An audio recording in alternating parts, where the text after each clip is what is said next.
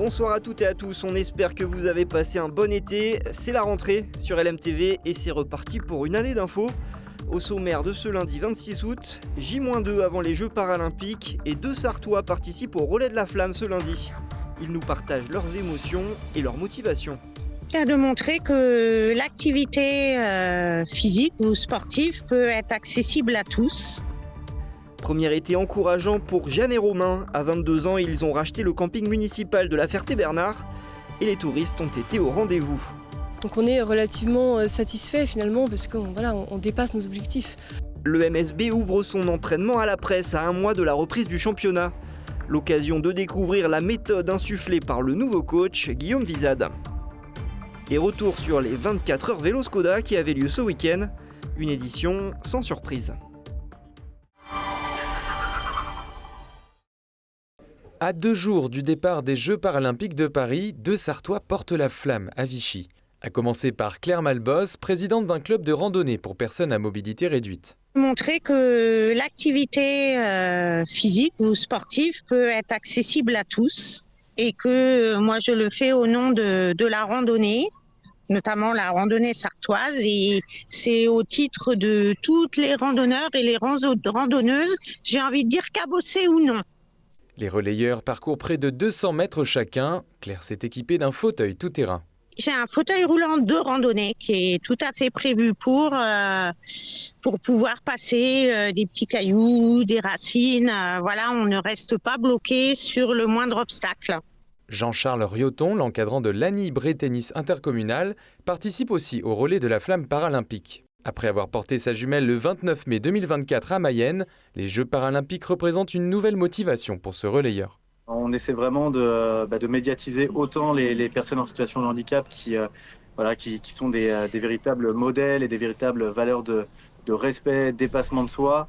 Donc vraiment beaucoup de chance, beaucoup de fierté d'être aujourd'hui à Vichy pour pouvoir représenter le sport paralympique. Coup d'envoi à 17h30 précise pour ces porteurs de la flamme, avec un embrasement du chaudron prévu à 19h à la place de l'hôtel de ville de Vichy.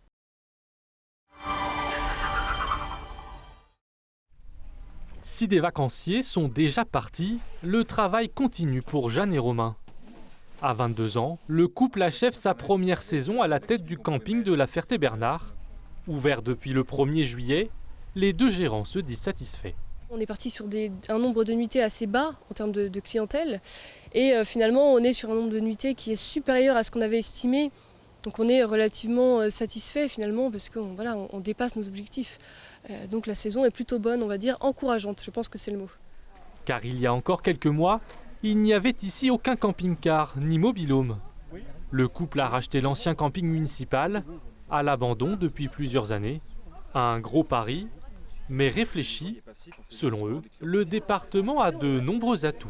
Il y a un potentiel dans cette région qui est insoupçonné, c'est pour ça qu'on a des gens qui viennent pour une nuit ou deux et qui finalement se retrouvent à prolonger, à rester 5 nuits ou une semaine, tellement ils se rendent compte de tout ce qu'il y a à faire dans la Sarthe. Attirer, mais surtout fidéliser, c'est l'objectif de Sarthe Tourisme. L'agence du département accompagne plusieurs repreneurs comme Jeanne et Romain, prêts à racheter d'anciens campings municipaux.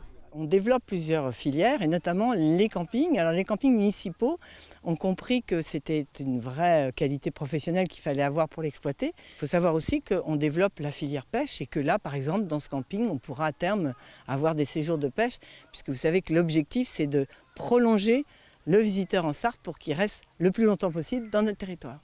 Cet été, la Sarthe, comme beaucoup d'autres départements, a accueilli moins de touristes que l'année dernière, moins 4% en juillet. Mais si le beau temps persiste, l'après-saison pourrait réserver quelques surprises aux professionnels. Le camping de Romain et Jeanne, lui, restera ouvert toute l'année.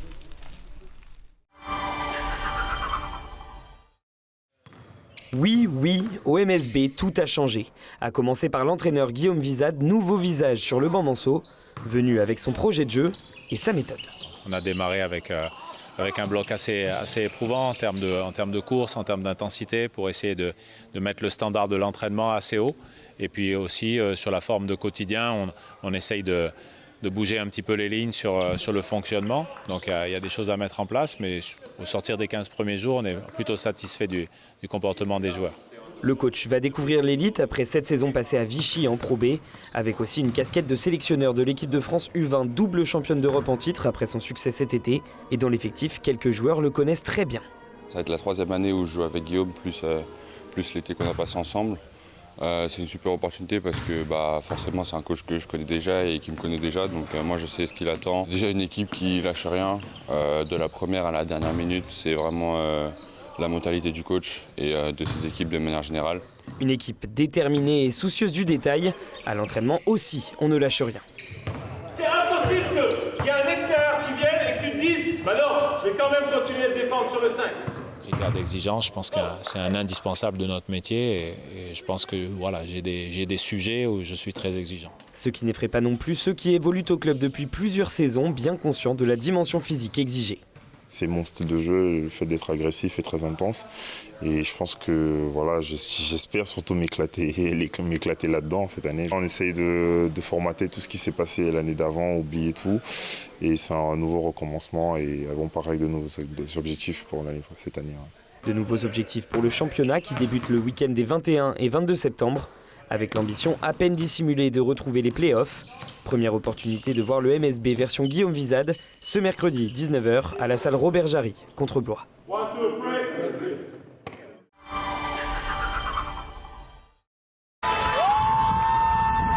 Au 24h vélo, l'équipe S1 Neo s'est une nouvelle fois imposée ce week-end au circuit Bugatti. Elle rafle les 2 premières places. Les coureurs ont terminé la course en 246 tours. Vitesse moyenne 42,9 km/h. L'entreprise angevine comptabilise désormais 4 victoires au Mans. L'équipe Blue Ice Sainte Vélo 17 complète le podium.